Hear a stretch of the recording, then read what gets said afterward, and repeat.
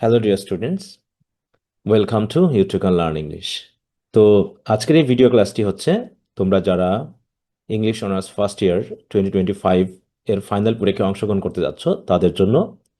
তো এই ভিডিও ক্লাসে আমি এই শেষ মুহূর্তে তোমাদের সাথে কিছু বিশেষ দিক নির্দেশনা শেয়ার করব, যেগুলো তোমরা মেনে চললে তোমাদের প্রস্তুতি আরো সাবলীল হবে বলে আমি মনে করছি।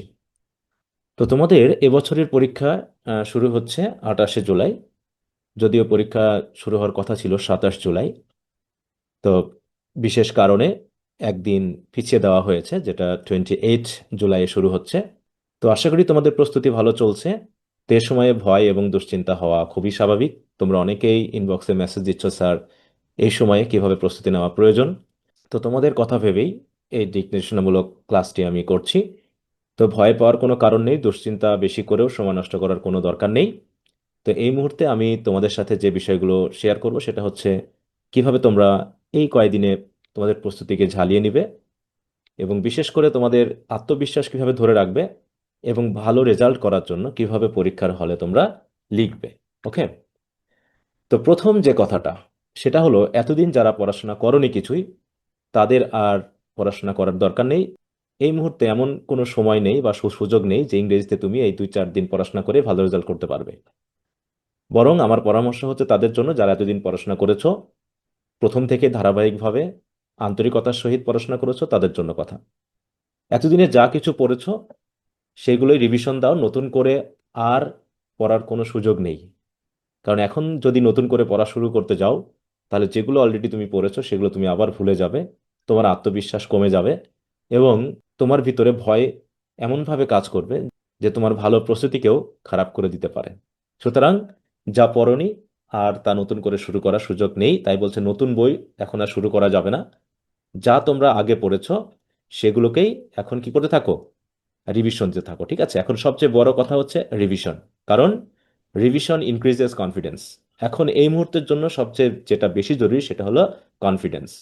এই কনফিডেন্স না থাকলে তোমার কিন্তু ভালো প্রস্তুতিও খারাপ হয়ে যেতে পারে, পরীক্ষায় তুমি ভালো মতো ডেলিভারি দিতে পারবে না। অতএব নতুন করে কোনো কোশ্চেন, নতুন করে কোনো নোট করা, নতুন করে কোনো বই পড়া শুরু করা, এগুলোর আর দরকার নেই। এখন বরং তোমরা যেগুলোই পড়েছো সেগুলোকে রিভিশন দাও। মনে রাখার জন্য কোনো শর্টকাট টেকনিক নিজে থেকে ব্যবহার করো, তবে শর্টকাট টেকনিকে খুব একটা কাজ হয় না। যতটুকু পারো এখন মাথা ঠান্ডা রেখে জাস্ট রিভিশন দিতে থাকো। ওকে। এরপর যে বিষয়টা আমি শেয়ার করব সেটা হলো পরীক্ষার হলে গিয়ে অনেকেই তোমরা এত বেশি আতঙ্কগ্রস্ত হয়ে পড়ো যে প্রশ্ন না বুঝেই লেখা শুরু করে দাও। এটা একটা খুবই খারাপ অভ্যাস। এই অভ্যাসটা ত্যাগ করতে হবে। ভয় পাওয়ার কোনো কারণ নেই। প্রশ্নপত্রটা হাতে পাওয়ার পরেই পুরো প্রথম থেকে শেষ পর্যন্ত প্রশ্নগুলো একবার রিডিং দিয়ে নাও, দিয়ে বুঝে নাও যে কোন প্রশ্নটা তুমি কমন পেয়েছো বা ভালো লিখতে পারবে, আর কোনটা অর্ধেক কমন পেয়েছো মানে কিছুটা কমন মনে হচ্ছে, আর কোনটা একদমই আনকমন।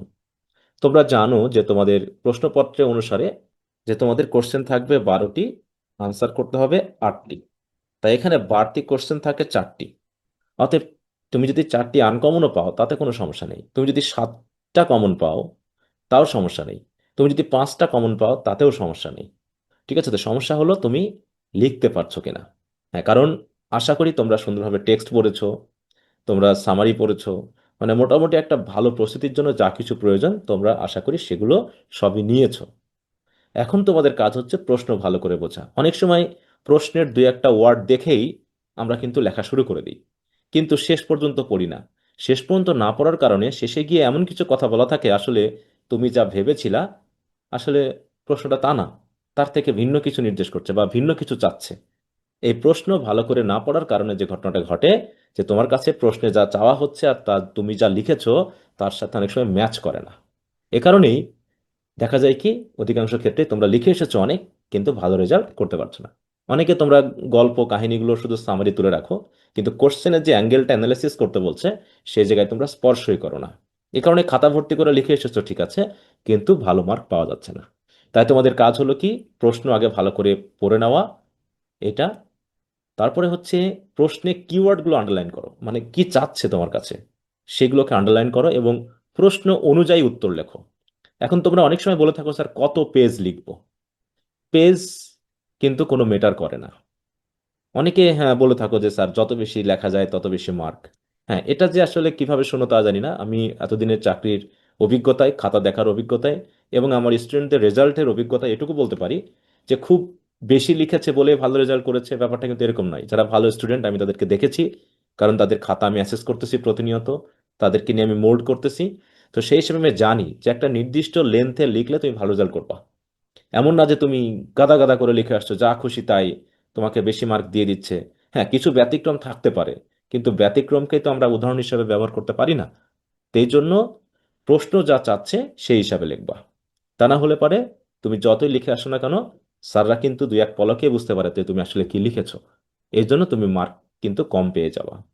তাই যেটা সবচেয়ে জরুরি, তো প্রশ্নপত্র হাতে পাওয়ার পর প্রশ্নটা আগে ভালো করে পড়ো, যা চাচ্ছে তার কিওয়ার্ডগুলো আন্ডারলাইন করো, এবং তারপর সে অনুসারে লেখা শুরু করে দাও।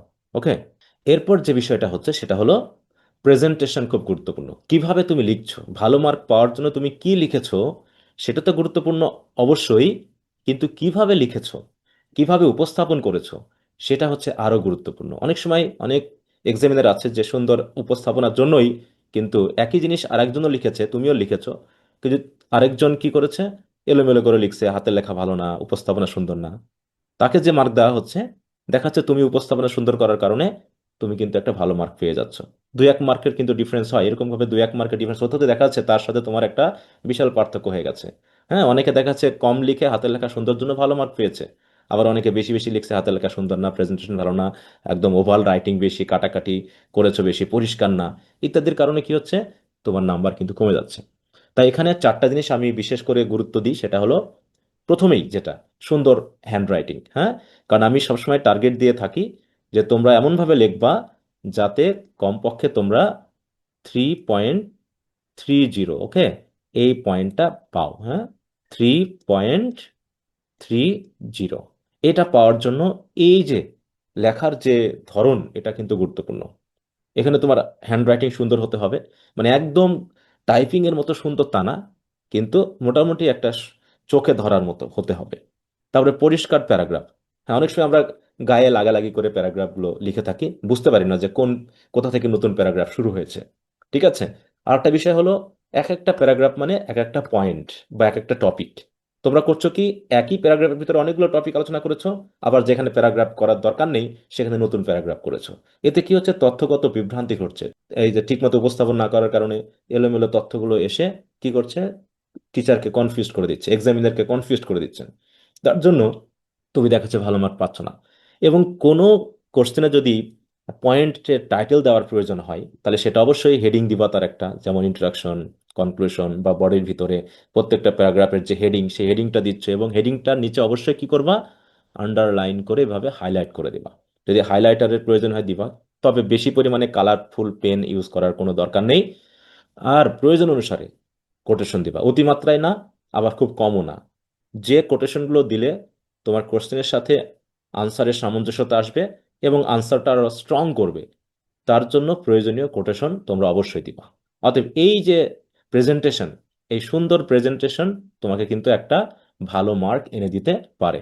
আর কোটেশন লেখার সময় অবশ্যই কোটেশন যে মার্ক, সেই মার্কটা দিতে হবে। অনেকে তোমরা কালির কথা বলো, স্যার কোন কালি দিয়ে লিখবো। আসলে কালি এখানে ফ্যাক্টর করে না। কোটেশনটা তোমরা যখন দিবা তখন অবশ্যই তোমার প্যারাগ্রাফ থেকে একটু সেপারেট করে দিবা, তাহলে বোঝা যায় যে এটা হচ্ছে কোটেশন। আর যদি প্যারাগ্রাফের মধ্যেই দাও তাহলে সর্বোচ্চ তোমরা ব্লু পেন ইউজ করবা, যাতে বোঝা যায় এটা তোমার কোটেশন। কোটেশনের নিচে যে আন্ডারলাইন করতে হবে এমন করেও সময় নষ্ট করার কোনো দরকার নেই। জাস্ট ব্লু পেন ইউজ করো অথবা সেপারেট করে লেখো, তাহলেই এক্সামিনার বুঝতে পারবে যে এটা তোমার হচ্ছে কোটেশন। ওকে। এরপর আরেকটি গুরুত্বপূর্ণ বিষয় হলো সময় ব্যবস্থাপনা। এটা নিয়ে তোমাদের অনেকের ঝামেলা হয়ে যায় যে তোমরা সব প্রশ্নের উত্তর দিয়ে আসতে পারো না। তোমরা বলো যে স্যার প্রশ্ন সবই কমন পেয়েছিলাম, কিন্তু দুঃখের বিষয় সময় মতো লিখে শেষ করতে পারিনি। কোনো প্রশ্নের উত্তর অনেক বড় হয়ে গেছে, কোনোটা আবার অনেক ছোট হয়ে গেছে। এর আসলে কারণ কি? তো সেই বিষয়টা আমি একটু তোমাদের সাথে একটু বিস্তারিত বা ডিটেলে আলোচনা করি। প্রথমে খেয়াল রাখো, তোমাদের পরীক্ষা হচ্ছে 80 মার্কসের, তাই না? এবং তোমরা সময় পাচ্ছ হচ্ছে টোটাল 4 ঘন্টা। তাহলে 4 × 60, তাহলে হচ্ছে কত মিনিট টোটাল? 240 মিনিট, তাই না? 4 × 24। এখন এই 240 মিনিটকে যদি আমরা 80 দিয়ে ভাগ করি, তাহলে প্রতি মার্কের জন্য আমরা কিন্তু 3 মিনিট করে সময় পাচ্ছি। তাহলে মার্কস প্রতি কত? 3 মিনিট। তাহলে একটা 10 মার্কের আনসার লিখতে গেলে যদি 3 দিয়ে গুণ করি তাহলে হয়ে যায় কত? 30 মিনিট। তাহলে 10 মার্কের একটা আনসারের জন্য 30 মিনিট পাচ্ছ, বা 4 মার্কের একটা আনসারের জন্য তুমি পাচ্ছ হচ্ছে 12 মিনিট। তাহলে এর বেশি সময় তো নেওয়া যাবেই না। তাহলে 10 মার্কের জন্য 30 মিনিট, 4 মার্কের জন্য 12 মিনিট, 3 মার্কের জন্য 9 মিনিট। এইভাবে তোমাদের কিন্তু একদম টাইম ইনট্যাক্ট রাখতে হবে। এক্ষেত্রে তবে যেহেতু অনেক সময় আমাদের বাড়তি সময় নষ্ট হয়, একটু কলম চেঞ্জ করা, অন্যের সাথে একটু কথা বলা, খাতার মার্জিন দেওয়া, নতুন খাতা নিয়ে আসতে যাওয়া, হ্যাঁ, একটু রেস্ট নেওয়া ইত্যাদি কারণে কিন্তু আমাদের প্রায় 10 মিনিট সময় নষ্ট হয়ে যায়। তাহলে এই 10 মিনিট বাঁচানোর জন্য প্রত্যেকটা কোশ্চেন থেকে 2-3 মিনিট করে সরিয়ে রাখবা। যেমন 10 মার্কের একটা আনসার লিখতে গিয়ে তুমি সেখানে 28 মিনিট ব্যবহার করবা, 28 মিনিটের বেশি লিখবা না, ঘড়ি ধরে। যাতে এবং একটা খুব বড় লিখলা, 10 পেজ লিখলা, আর একটা তুমি 5 পেজ লিখলা ব্রড কোশ্চেনই, তাহলে কিন্তু মার্ক সেই অনুপাতে আসবে না। তোমাকে অবশ্যই একই লেন্থের হতে হবে। তুমি যদি 5 পেজ লেখো তো সবগুলো কোশ্চেন আনসার 5 পেজ লেখো 10 মার্কের। যদি তুমি 8 পেজ লেখো তো প্রত্যেকটা 8 পেজ লেখো। আর পেজের ব্যাপারটা সেটা হচ্ছে নির্ভর করে হচ্ছে হাতের লেখার উপর। অনেকের হাতের লেখা মিডিয়াম সাইজের, তাদের কম পেজ লাগে। অনেকের হাতের লেখা অনেক বড় বড়, তাদের বেশি পেজ লাগে। দেখা যাচ্ছে একজনের 5 পেজ, ওইটাই যদি আরেকজন লিখছে সেখানে 10 পেজ হয়ে যাচ্ছে। অনেকে আবার লাইনের ভিতরে অনেক স্পেস রাখে, তাই তো ফাঁকা ফাঁকা করে লেখে, এতেও দেখা যাচ্ছে 10 পেজের জায়গায় সেটা 15 পেজ হয়ে যাচ্ছে। তা এগুলো তো পেজ সংখ্যা বাড়ানোর জন্য জরুরি নয়। আর এইভাবে পেজ বাড়িয়েও তুমি কিন্তু ভালো মার্ক পাবে না। অতএব খেয়াল করতে হবে যে একটা নির্দিষ্ট লেন্থে লিখবা, মিডিয়াম সাইজে লিখবা, বেশি স্পেসিং দিবা না। চালাকি বেশি করা যাবে না। অনেকে আবার মার্জিন দেয় কি করে, প্রায় 3-4 ইঞ্চি করে চারিপাশে ফাঁকা রেখে ছোট্ট জায়গাতে লিখতেছে, দিয়ে পেজ সংখ্যা বাড়িয়ে দিচ্ছে। হ্যাঁ, এগুলো চালাকি করে লাভ নেই। টিচাররা তো মানুষ, তুমি যা করতে যাচ্ছ টিচারও নিশ্চয়ই সেটা বুঝে। তাহলে তুমি কেন এই চালাকিগুলো করবে? অতএব পরীক্ষার হলে, পরীক্ষার খাতায় চালাকি করবা না, সৎভাবে লিখবা, সৎভাবে উপস্থাপন করবা, তুমি অবশ্যই ভালো মার্ক পাবা। তাই আমার কথা হলো কি, প্রতিটি প্রশ্নের জন্য নির্দিষ্ট সময়, মানে কত মার্ক সেই হিসাবে 3 দিয়ে গুণ করে 2 মার্ক মাইনাস করে যেটা হয়, সেই সময়ের মধ্যে তুমি অবশ্যই লিখবা। তাই বলছে প্রথম প্রশ্নে অতিরিক্ত সময় না। আমরা অনেক সময় করি কি, যে প্রশ্নটা বেশি ভালো করে পারি সেটা আচ্ছা করে আলোচনা করে লিখে দিই, বিশাল বড় করে লিখে দিই, আর যেটা পারি না ছোট করে লিখে দিয়ে আসি। হবে না। তুমি একই লেন্থের লেখো, যেটা পারো না সেটাও যদি তুমি তোমার গল্প অনুসারে বা সামারি অনুসারে যেটা জানো সেটাকেই যদি একটু সুন্দর করে উপস্থাপন করো, দেখবা যে ওটাতেও তুমি ভালো মার্ক পেয়ে যাও। তুমি হয়তো বিশ্বাসই করতে পারছো না যে তুমি ওটাতে ভালো মার্ক পেয়েছো। কারণ টিচাররা বুঝতে পারে কোনটা মুখস্থ করে লেখা, কোনটা নিজে থেকে লেখা। হ্যাঁ, তো নিজে থেকে লিখলে মার্কটা কিন্তু একটু বেশি আসে। তো এই জন্য একটু খেয়াল করবা যে কোনো প্রশ্নে অতিরিক্ত সময় না, প্রথম প্রশ্ন তো নাই, এবং শেষের 10 মিনিট রিভিউ করতে হবে। হ্যাঁ, এখানে এটা সবচেয়ে জরুরি, যে কোনো যদি ভুল থাকে সেই ভুলগুলোকে শুধরে নেওয়ার জন্য অবশ্যই তোমাকে কি করতে হবে, একটু রিভিউ করে নিতে হবে। হুম, যে প্রশ্নের মার্ক ঠিক আছে কিনা, কোন জায়গায় বানান ভুল হচ্ছে কিনা, যে তুমি যে কোশ্চেন আনসার লিখেছো সেই কোশ্চেন আনসারের এন্ডিং চিহ্নগুলো ঠিকমতো দেওয়া হয়েছে কিনা, পয়েন্টগুলোতে আন্ডারলাইন করেছো কিনা বা বোঝা যাচ্ছে কিনা। এগুলোর জন্য যদি কিছু সময় ব্যয় করো দেখবা যে তোমার আরো 2-4 মার্ক কিন্তু বেশি এসে যাচ্ছে। ওকে। তারপর যে বিষয়টা আসছে, যে আত্মবিশ্বাস রাখা, যেটা আমি আগে বলেছি, এই যত বেশি পরীক্ষা আগে আসবে ভয় তত বেশি তোমাকে আঁকড়ে ধরবে, তোমার পড়াশোনার ক্ষতি করবে, তুমি এলোমেলো করে ফেলবা, তোমার কাছে মনে হবে যে সবকিছু ভুলে যাচ্ছ। এটা প্রত্যেক স্টুডেন্টের একটা স্বাভাবিক ব্যাপার। এটা আমার ক্ষেত্রেও ঘটেছে, আমাদের সকল বন্ধুদের ক্ষেত্রেও ঘটেছে, তোমাদের ক্ষেত্রেও একই জিনিস ঘটবে। অতএব এই ভয়টা অমূলক নয়, ভয় সবাই পায়। নিজের উপর বিশ্বাস রাখতে হবে, এবং সবচেয়ে বেশি করে মনে রাখতে হবে যে আই হ্যাভ প্রিপেয়ার্ড ওয়েল, আমি ভালো প্রস্তুতি নিয়েছি, আমি ভালো করতে পারবো। এইটুকু ভেবে পড়ে যাও। তুমি এ পর্যন্ত ভালো করে এসেছো, সামনেও ভালো করবা, এবং এটাতেও ভালো করবা। এই আত্মবিশ্বাস নিয়ে তুমি তোমার পড়াশোনাটা এই শেষ মুহূর্তে চালিয়ে নাও। তবে নতুন কিছু পড়তে গিয়ে তোমার আত্মবিশ্বাস হারিও না। নতুন কিছু পড়তে গেলে এখন আত্মবিশ্বাস কমে যাবে, মনে হবে যেন এটা পড়া দরকার, ওটা পড়া দরকার। যা পড়েছো, যা টিচাররা পড়িয়েছে, যা সাজেশনে তুমি পড়েছো বা পেয়েছো, সেগুলো এখন বারবার রিভিশন করতে থাকো। এখানে এই মুহূর্তে এমন একটা কিছু ঘটনা ঘটে থাকে যেটা অনেক স্টুডেন্ট পরবর্তী পরীক্ষা দিতে পারে না। সেটা হলো কি, খাওয়া দাওয়া কমিয়ে দেয়, রাতে বেশি ঘুম হয় না, খাবারের রুচি কমে যায়। কিসের জন্য? ভয় বেশি করতেছে, আত্মবিশ্বাস কমে যাচ্ছে, এই কারণে রাতে ঘুম আসতেছে না। দেখা যাচ্ছে না ঘুম আসার কারণে দিনে তুমি ঘুম ঘুম অবস্থা নিয়ে পড়তে চাচ্ছ, কিন্তু পড়তে পারছো না। এতে বেশি আরো বেশি ভয় পেয়ে যাচ্ছ, খাবার দাবারের রুচি নাই। হ্যাঁ, এই বিষয়গুলো তোমাদের কি করছে, তোমাদের পড়াশোনার অগ্রগতিকে আরো বেশি কমিয়ে দিচ্ছে। যা পড়েছো তা এনাফ, এইটুকু মনে করে এখন জাস্ট রিভিশন দাও। নিজেকে শারীরিক এবং মানসিকভাবে প্রস্তুত করো। হ্যাঁ, এবং পরীক্ষার জন্য প্রয়োজনীয় যে কাগজপত্র, ডকুমেন্ট, পেন, পেন্সিল, হ্যাঁ, ইরেজার, এগুলোকে গুছিয়ে নাও এখন থেকেই। হ্যাঁ, পরীক্ষার আগের রাতে সবকিছু একদম গুছিয়ে রাখো যেন সকালে তুমি হাতে পাও। অনেকে করে কি সারাদিন পড়াশোনা নিয়ে এত বেশি ব্যস্ত থাকে যে কলম, খাতা, অ্যাডমিট কার্ড কোথায় কি আছে না আছে সেগুলো গুছিয়ে রাখারও প্রয়োজন মনে করো না। এতে সকালে যখন তুমি বার হচ্ছ তখন তুমি আর খুঁজে পাচ্ছ না, দৌড়াদৌড়ি করতেছো, লাফালাফি করছো। হ্যাঁ, এখানে কোনটা আছে ওখানে কোনটা আছে খুঁজে পেতে গিয়ে তুমি কি হচ্ছ, হতাশ হয়ে যাচ্ছ। এতে দেখা যাচ্ছে পরীক্ষার হলে কিন্তু এর ইফেক্টটা পড়বে। অতএব হলে যাওয়ার পূর্বে অবশ্যই একটা নাস্তা করে নিবে। হ্যাঁ, হালকা নাস্তা করে তারপরে বের হবে। একদম পেট ভরে খেয়ে যাবে না, এটাও একটা যেমন ক্ষতিকর, আবার না খেয়ে গেলেও সেটাও কিন্তু ক্ষতিকর। সাথে করে অবশ্যই যদি নিয়মিত পানি খাওয়ার অভ্যাস থাকে, একটা পানির বোতল নিয়ে নিবা। তারপরে হচ্ছে ওয়াচ নিবা। অবশ্যই ঘড়ি নিবা, সেটা হচ্ছে স্মার্ট ওয়াচ নয়। যদি পারো একটা অ্যানালগ বা কাঁটাযুক্ত যে ঘড়ি সেটা নিবা। হার্ডবোর্ড নিবা, কারণ অনেক সময় দেখা যায় তোমার জন্য যে বেঞ্চ রাখা হয়েছে সেটাতে এবড়ো থেবড়ো ভাব রয়েছে, তুমি ঠিকমতো লিখতে পারছো না, বা দেখা যাচ্ছে ফাঁকা রয়েছে, ফাটা রয়েছে, ইত্যাদি কারণে তোমার লিখতে অসুবিধা হতে পারে, হাতের লেখা খারাপ হয়ে যেতে পারে। তো এই জন্য তোমাকে কি করতে হবে, একটা রাইটিং বোর্ড, যেটা হার্ড বোর্ড, সেটা অবশ্যই নিয়ে যাবা। এবং সেটা প্লাস্টিকের নিবা, যাতে কাগজের নিও না, যে যার ভিতরে ছেঁড়া ছোড়া থাকতে পারে, তার ভিতরে তোমার হতে পারে যে তুমি মনে করতে পারে যে তুমি নকল নিয়ে গেছো, এমনটা যাতে না হয়। হ্যাঁ, মানে যেটা তোমার কাছে সৎ মনে হবে তুমি সে কাজটাই করবা, তাহলেই হবে। ওকে। এরপর যে কোনো প্রশ্ন না পারলে, তুমি হয়তো কোনো প্রশ্ন পারছো না, যে তুমি 8টা কোশ্চেনের জায়গায় 6টা কমন পেয়েছো, বাকি 2টা পারছো না, আতঙ্কিত হবে না। দরকার নেই আতঙ্কিত হওয়ার, বরং যে প্রশ্নটা পারছো সেটা লেখো। তারপরে সময় অনুসারে যে কোশ্চেনটা তোমার লেখা দরকার, মনে হচ্ছে যেন আমি এখন পারবো পারবো, কিছুটা জানি, সেটা লেখা শুরু। একদমই যেটা জানো না সেটা হাত দেওয়ার দরকার নেই। কিছুটা জানো, আইডিয়া রয়েছে, ঠিক আছে তো, কিন্তু পুরোপুরি হয়তো কমন পাওনি, সেটা লেখা শুরু করো। তাই বলছে দেখো, একটি প্রশ্ন যদি না পারো তাতে এমন হবে না যে তোমার পরীক্ষা পুরো খারাপ হয়ে যাবে, কারণ একটা প্রশ্ন পুরো পরীক্ষা নির্ধারণ করে না। ওকে, তাহলে যেগুলো পারবা সেগুলো আগে লেখা শেষ করবা, দেখবা যে যেটা তুমি পারছো না বলে মনে করছিলা প্রথমে, সেটা দেখাচ্ছে এখন মনে হচ্ছে আমি পারবো, এখন মনে হচ্ছে না আমি তথ্য মনে করতে পারছি, এরকমটা হয়ে যাবে। অতএব যেটা পারছো না সেটা চিন্তা মাথা থেকে বার করে দাও, একদম বেশি সহজ যেটা সেটা দিয়ে লেখা শুরু করো। ধারাবাহিকভাবে তুমি একদম যেটা আনকমন পড়েছে তার দিকে এগিয়ে আসো, দেখবা যে সব কোশ্চেনের উত্তর তুমি কিন্তু সময় মতো দিয়ে ফেলতে পারতেছো। অতএব আতঙ্কিত হবে না, ভয় পাবে না, কনফিডেন্স লেভেলটা কমাবে না। কারণ এই সারা বছর যা পড়েছো সব শেষ হয়ে যেতে পারে এই সময়ে। কারণ আতঙ্কগ্রস্ত হয়ে অনেকে অসুস্থ হয়ে যায়, অনেকে পরীক্ষা হলে মাথা ঘুরে যায়, অজ্ঞান হয়ে যায়, শেষ পর্যন্ত দেখা যাচ্ছে তার আর পরীক্ষাটাই দেওয়া হচ্ছে না। হ্যাঁ, তো এখন পরীক্ষায় অ্যাটেন্ড করা তোমাদের জন্য সবচেয়ে বেশি জরুরি। অতএব সুস্থভাবে যাতে তুমি পরীক্ষা হলে যেতে পারো সেই কাজটা এখন করো। আরো অনেক তোমরা কমেন্ট করতেছো বা কোশ্চেন করতেছো যে স্যার কোন ধরনের কালি ইউজ করব, কোন কলম ইউজ করব, খাতায় কি কি করতে হবে ইত্যাদি বিষয়ে। তা সেটা নিয়ে আমি একটু কথা বলি। প্রথম যে কথাটা সেটা হলো খাতার প্রতি পেজে খেয়াল করো। হ্যাঁ, কি করবা, পেন্সিল দিয়ে মার্জিন দিবা, এবং অবশ্যই পেজ নাম্বার দিবা।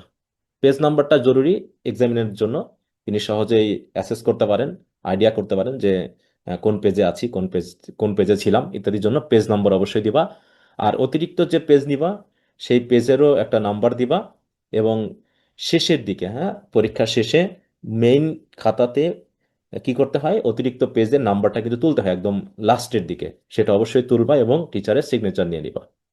আর যথাসম্ভব কালো কালির কলম ইউজ করতে হবে। রঙিন ব্যাপারটা না ভাবাই ভালো। কালারফুল জিনিস যে সবসময় ভালো তা না, পরীক্ষা হলে অত কালারফুল হওয়ার দরকার নেই, তুমি কালো কালেরই কলম ইউজ করো। তবে যদি মনে হয় যে বিশেষ বিশেষ জায়গায় তুমি একটা ভিন্ন কালি ইউজ করতে চাচ্ছ, তাহলে প্রশ্নের নাম্বার লিখতে গিয়ে সমাপনী চিহ্ন, একটা প্রশ্নের উত্তর শেষ করে তুমি যে একটা সমাপনী চিহ্ন দিবা, হ্যাঁ, একটা দাগ টেনে দিবা। এই দাগ টেনে দিয়ে বোঝা যায় যে তোমার একটা প্রশ্নের উত্তর শেষ হলো, আর একটা তুমি শুরু করবা। এছাড়াও পয়েন্ট আন্ডারলাইন করার জন্য, তুমি যে প্রশ্নের উত্তর লিখেছো সেখানে যে পয়েন্ট দিয়েছো সেই পয়েন্টগুলোকে আরেকটু হাইলাইট করার জন্য তুমি পয়েন্টে নিচে আন্ডারলাইন করার জন্য কি করতে পারো, দেখো নীল কালির কলম ইউজ করতে। এছাড়াও কোটেশনগুলো লেখার জন্য আমি বলেছি কোটেশনে অন্যান্য কালি ব্যবহার না করাই ভালো, তবে যদি প্রয়োজন হয় তুমি নীল কালির কলম ব্যবহার করতে পারো। এই দুটা কলম তুমি ইউজ করবা, কালো কালির আর হচ্ছে নীল কালির। অন্য কোনো কালি পরীক্ষা হলে নিয়ে যাওয়ার দরকার নেই। অনেকে দেখা যাচ্ছে লাল কালির কলম তোমরা নিয়ে যাও, হট করে তুমি কি করতে পারো, দেখো অসাবধান বশত ওই কালিটাই তুমি ইউজ করে ফেলেছো, তখন সমস্যা হয়ে যাবে। অতএব একটা পেন্সিল নিবা, কালো কালির কলম, নীল কালির কলম, এছাড়া আর নেওয়ার দরকার নেই। ওকে। আর খাতাতে আরেকটা বিষয় ঘটে যে তোমরা অনেক যারা চেপে চেপে লেখো, একটা প্রশ্নের উত্তরের সাথে আরেকটা প্রশ্নের উত্তর এত চেপে লেখো, মাঝখানে কোনো জায়গা থাকে না। এতে হয় কি, বোঝা যায় না। অনেক সময় দেখা যাচ্ছে মিসিং হয়ে যায়, যে দেখা যাচ্ছে ওই কোশ্চেনের আনসারটা তুমি হয়তো লিখেছো কিন্তু স্যার খেয়াল করেনি, নাম্বার দেয়নি। এই জন্য অবশ্যই একটা কোশ্চেনের আনসার লেখা শেষ করে আন্ডারলাইন দিবা, তারপরে 2 ইঞ্চি ফাঁকা রেখে তারপরে নতুন কোশ্চেনের আনসার লেখা শুরু করবা। এটা। আর পেজের যদি এমনটা হয় যে মনে করো এটা হচ্ছে তোমার একটা পেজ, ঠিক আছে, এটা হচ্ছে পেজ, এই পেজের এই পর্যন্ত তুমি লিখে ফেলেছো, মানে একটা কোশ্চেন আনসার লেখা শেষ, দিয়ে তুমি করলে কি একটা আন্ডারলাইন এভাবে দিয়ে দিলা। ঠিক আছে, তো দিয়ে দিলে মানে এখানে শেষ। দিয়ে এখান থেকে এই যে এতটুকু যে বাকি আছে, এখান থেকে আর নতুন কোশ্চেন লেখা শুরু করার কোনো দরকার নেই। অনেকে করে কি এর ভিতর থেকে আবার শুরু করে পরের পেজে যায়। দরকারই নেই। কমপক্ষে যদি কোনো পেজ 4 ভাগের 3 ভাগ ব্যবহার হয়ে যায়, তাহলে শেষের টুকুকে আর কোনো কিছু লেখার দরকার নেই। বরং কি করবা, এরকম করে একটু দাগ দিয়ে লিখে দিবা পি টি ও, মানে প্লিজ টার্ন ওভার, এটা লিখে দিবা। আচ্ছা, আরো যদি হয় যে অনেক সময় হয় কি ভুলবশত তোমরা একটা পেজ উল্টাতে গিয়ে আরেকটা পেজে লেখা শুরু করছো, মাঝখানে 2টা পেজ ফাঁকা পড়ে গেছে বা একটা পেজ ফাঁকা পড়ে গেছে, তখন ভয় পাওয়ার কোনো কারণ নেই। ওটাতে করবা কি, প্রথম থেকে শেষ পর্যন্ত এরকম একটা দাগ দিয়ে কেটে দিবা, দিয়ে লিখে দিবা পি টি ও। এটা লিখবা এ কারণে যে অনেক সময় এই পেজটা ফাঁকা দেখে টিচার আর পরের পরবর্তী পেজে নাও যেতে পারে, অনেক সময় চেক করে না দ্রুত দেখার কারণে। তাতে কি হয়, দেখো তোমার কিছু আনসার বাদ পড়ে যেতে পারে। এই জন্য কোনো পেজ ফাঁকা গেলে এরকম একটা দাগ টেনে কেটে দিবা, দিয়ে লিখে দিবা পিটিও, মানে প্লিজ টার্ন ওভার। ঠিক আছে, এগুলো যদি লেখো তাহলে দেখা যাচ্ছে পরে যে আনসারগুলো লিখেছো সেগুলো হয়তো বা টিচার খেয়াল করবে। এমনটা ঘটে যেতে পারে বাই চান্স, সবসময় যে ঘটে তা বলছি না। আচ্ছা, তাহলে এগুলো নিয়ে আমরা কথা বললাম, কলম, কালি এবং খাতা। হ্যাঁ, খাতা অবশ্যই নিয়েই চেক করবা ভিতরে কোনো পেজ ছেঁড়া আছে কিনা, কাটা আছে কিনা, পেজগুলো ভালো কিনা। মানে তোমার কাভার পেজে লেখা শুরু করার আগেই তোমাকে এই কাজগুলো করতে হবে। আর অতিরিক্ত পেজ নিয়ে, ঠিক আছে তো, সেটাকে অবশ্যই মার্জিন দেওয়ার চেষ্টা করবা যদি সময় থাকে। আর যদি সময় না থাকে তাহলে মার্জিন বা অন্য কিছু দেওয়ার দরকার নেই, জাস্ট ভাঁজ করেই তুমি লেখা শুরু করবা। হ্যাঁ। এরপর একটা গুরুত্বপূর্ণ বিষয় আমি তোমাদের সাথে শেয়ার করতে যাচ্ছি, সেটা হলো যে কাভার পেজ তোমরা কিভাবে পূরণ করবা। এই জায়গাতে অনেকেই ভুল করে ফেলো, অনেকের হাত কাঁপতে থাকে, খুব ভয় পেয়ে যাও। আসলে তেমন কিছু না, তোমরা এইচএসসি পর্যন্ত পরীক্ষা দিয়ে এসেছো, অতএব তোমরা জানো যে কিভাবে এই কাভার পেজের এই পয়েন্টগুলোকে পূরণ করতে হয়, তাই না, গোলগুলোকে পূরণ করতে হয়। তো এখানে তোমাদের বেশি কিছু নয়, কয়েকটা জিনিস আছে। প্রথমটা হলো, দেখো, পরীক্ষার্থীর নাম। তোমার যে নাম, পূর্ণ নামটা ইংরেজির বড় অক্ষরে লিখবে, এখানে বলে দেওয়া আছে বড় অক্ষরে কিন্তু, এবং ইংরেজিতে, বাংলায় না। তার জন্য পড়াটা খুব জরুরি, আমরা নির্দেশনা পড়ি না, এই জন্য সমস্যা হয়েছে। তাহলে পরীক্ষার্থীর নাম ইংরেজিতে বড় অক্ষরে লিখতে হবে। ঠিক আছে, তাহলে এখানে লিখে দিলা। পরবর্তী হচ্ছে পরীক্ষার কোড, মানে 4 ডিজিটের পরীক্ষার কোড থাকবে। তোমাদের কোডটা হয়তো সম্ভবত এটাই 2201, মানে 2201। তারপর রোল নম্বর, তারপর রেজিস্ট্রেশন নাম্বার, তারপর হচ্ছে কোর্স বা পত্র কোড, মানে তোমার যে বিষয়ের পরীক্ষা হচ্ছে সেই বিষয়ের যে কোডটা আছে, পেপার কোড যেটা আমরা বলে থাকি, সেই কোডটা এখানে দিবা। তাহলে প্রথমে উপরে সবগুলো সুন্দর করে লিখে নিবা। ঠিক আছে, ডিজিট লেখার পর তারপরে শুরুতেই গোল পূরণ না করে একবার কলম দিয়ে এরকম ফোঁটা দিয়ে দাও, যে কোনটা কোনটা। হ্যাঁ, এভাবে কোনটা আছে, যেমন এটা, এটা এভাবে করে তোমরা ফোঁটা দিয়ে দিলা। তারপরে আবার একবার চেক করে নাও, করে নিয়ে তারপর তুমি যদি নিশ্চিত হও তারপর গোল পূরণ করো। তাহলে পরে তোমার আর ভুল হওয়ার সম্ভাবনা থাকবে না। আর যদি কোনোভাবে ভুল হয়ে যায়, যেখানে 6 লেখার কথা তুমি 8 লিখে ফেলছো, ভুল করে এখানে 8 লিখে ফেলছো, তাহলে তুমি উপরে স্পষ্ট করে 6 লিখে দাও, আতঙ্কগ্রস্ত হওয়ার কিছু নাই। অথবা তুমি এখানে 6 লিখেছো কিন্তু ভুল করে 5-এ গোল পূরণ করে ফেলেছো, এখানেও ভয় পাওয়ার কোনো কারণ নাই। তুমি 6-এই গোলটা পূরণ করো, 5-এর গোলটাও থাক। অনেকে করে কি, এরকম করে আবার কেটে দেয়, এরকম কাটাকাটিরও কোনো দরকার নেই। তোমার যেটা সঠিক সেটা কোনো না কোনো ভাবে জানলেই হবে। তুমি উপরে সঠিকটা লিখে থাকলে এখানে ভুল থাকলেও কোনো সমস্যা নেই। বা এখানে যদি 2টা 3টা পূরণ করে ফেলো কিন্তু এখানে যে 6 আছে, এই 6টা এখানে বুঝতে পারলেই হবে যে তোমার এখানে আসলে 6 হবে। অতএব কোনো কিছু যদি ভুল করে ফেলো, আতঙ্কগ্রস্ত হওয়ার কোনো দরকার নেই। এতে কি হয়, প্রথমেই তুমি ভুল করার কারণে বুক কেঁপে ওঠে, ভিতরে ভয় জমে যায়, তোমার দেখা যাচ্ছে পরীক্ষার হলে আর কিছু মনে আসছে না, ভয়, একদম আতঙ্কগ্রস্ত হয়ে পড়েছো, তোমার পরীক্ষা খারাপ হয়ে যায়। তো অতএব তোমার বিশেষ করে অনুরোধ করছি, ভয় পাওয়ার কোনো কারণ নেই, ভুল হয়েছে সঠিকটা করে দাও, সবকিছু ঠিক থাকবে, এতে কোনো সমস্যা হবে না। ওকে, এটা হলো একটা বিষয়। তারপরে যে বিষয়টা সেটা হলো পরীক্ষার খাতার ভিতরে যে প্রথম পেজ। হ্যাঁ, এই প্রথম পেজে কি লিখতে হয়। এটা নিয়ে অনেকে তোমরা স্যারদেরকে জিজ্ঞাসা করতে শুরু করে দাও, স্যার এখানে কি লিখবো, ওখানে কি লিখবো। আসলে এখানেও তেমন কিছু না। তোমার যে পরীক্ষার নাম অনার্স প্রথম বর্ষ, তোমাদের সাল হচ্ছে 2025, এখানে 2024, মানে আগেরটা নিয়ে আমি যেহেতু এটা করছি, অতএব পরীক্ষার যে প্রশ্নে সালটা উল্লেখ থাকবে, ডানের কোনায় দেখবে একটা সাল উল্লেখ থাকে, ওই সালটা হচ্ছে পরীক্ষার সাল। অনার্স ফার্স্ট ইয়ার দিয়ে 2025 লিখে দিবা। এইখানে বিষয় মানে হচ্ছে তুমি কোন সাবজেক্টে পড়ছো, তুমি পড়ছো ইংরেজিতে, অতএব এখানে লিখবা হচ্ছে ইংলিশ, মানে তুমি যে ডিপার্টমেন্টে পড়ছো তার নাম লিখবা। এখানে হচ্ছে বিষয়ের শিরোনাম মানে হচ্ছে তোমার যে পত্রের পরীক্ষা হচ্ছে সেই পত্রের নাম কি, যেমন English reading skills, English writing skills, introduction to poetry, এগুলো হচ্ছে বিষয়ের শিরোনাম। বা তোমাদের যে সামনে পরীক্ষা হতে যাচ্ছে, হ্যাঁ, যে বাংলাদেশের ইতিহাস, ভাষা, সংস্কৃতি ও পরিচিতি বা পরিচয় যেটা, তাহলে সেটা হচ্ছে বিষয়ের শিরোনাম। এখন বিষয়ের শিরোনাম বা বিষয় কিসে লিখবা, ইংরেজিতে না বাংলায়, এটা নিয়েও তোমাদের আবার টেনশন হয়ে যায়। হ্যাঁ, তুমি যেহেতু এগুলো বাংলায় আছে, তুমি বাংলায় লিখে দাও যেগুলো বাংলায় লেখা যায়, যেমন ইংরেজি অথবা ইংলিশ। তুমি বাংলা তো লিখতে পারো, ইংলিশ লিখতে পারো, কিন্তু বিষয়ের শিরোনাম যেটা ইংরেজিতে সেটা ইংরেজিতে লিখবা, যেটা বাংলায় সেটা বাংলায় লিখবা। যেমন ইংলিশ রিডিং স্কিলস, এটা তো আর বাংলায় লেখা যাবে না। ইংলিশ রাইটিং স্কিলস, এটা তো আর বাংলায় লেখা যাবে না। তাহলে তুমি এটা ইংরেজিতে লিখবা। অতএব আলটিমেটলি আমি বলতে চাচ্ছি, যদি সম্ভব হয় সবগুলো তোমরা ইংরেজিতে লেখো, যেহেতু তোমরা ইংরেজিতে পড়ো। বিষয় কোডটাও এভাবে লিখবা, যে বিষয় কোড ভুল করবে না, এটা প্রশ্নে দেওয়া থাকে। বিষয় কোড লেখার আগে আগে প্রশ্নটা দেখে দেখে নিবা, প্রশ্নটা ভালো করে চেক করে নিবা, যে কোন কোডের পরীক্ষা হচ্ছে সেই কোডটা এখানে লিখবা এবং তারিখটা লিখে দিবা, কোন তারিখে তোমাদের পরীক্ষা হচ্ছে। যেমন 28শে জুলাই তোমাদের পরীক্ষা, তাই না? তাহলে 8/7/2026, তাই না? এটা 2026-এর পরীক্ষা হচ্ছে, তোমাদের 2025-এর পরীক্ষাটা। তো এই কারণে এখানে বললাম বিষয় হচ্ছে তুমি যে ডিপার্টমেন্টে পড়ছো সেটা, বিষয়ের শিরোনাম হচ্ছে যে বিষয়ের পরীক্ষা দিচ্ছ, প্রশ্নে দেখবা উল্লেখ থাকবে, কোডটাও প্রশ্নে উল্লেখ থাকবে, আর তারিখটা তো তুমি জেনেই গেছো যে কোন তারিখের পরীক্ষা। তো এইভাবে তোমাদের কাজ হচ্ছে সুন্দর করে সবকিছু গুছিয়ে নেওয়া, যাতে পরীক্ষার শুরুটাতেই তুমি হতাশ না হয়ে যাও, কারণ শুরুটাই অনেক কিছু, এই শুরুটাই এলোমেলো হলে অনেক ক্ষতি হয়ে যায়। এ পর্যন্ত যে কথাগুলো বললাম তোমরা নিশ্চয়ই বুঝতে পেরেছো। তোমাদের জন্য শেষের 3টা বিশেষ পরামর্শ হলো, তাই তো নিজেকে সুস্থ রেখে মানসিকভাবে এবং শারীরিকভাবে নিজের সর্বোচ্চটা দেওয়ার চেষ্টা করো। তুমি যা কিছু করবা পজিটিভ করবা বলে মনে করো, এবং বাকিটা যিনি আমাদের সৃষ্টি করেছেন তার উপরে ছেড়ে দাও। তিনি আমাদের জন্য ভালো বুঝেন, তিনি আমাদের জন্য কোন পথ ঠিক রেখেছেন তা তিনি আমাদের সেই পথে নিয়ে যাবেন।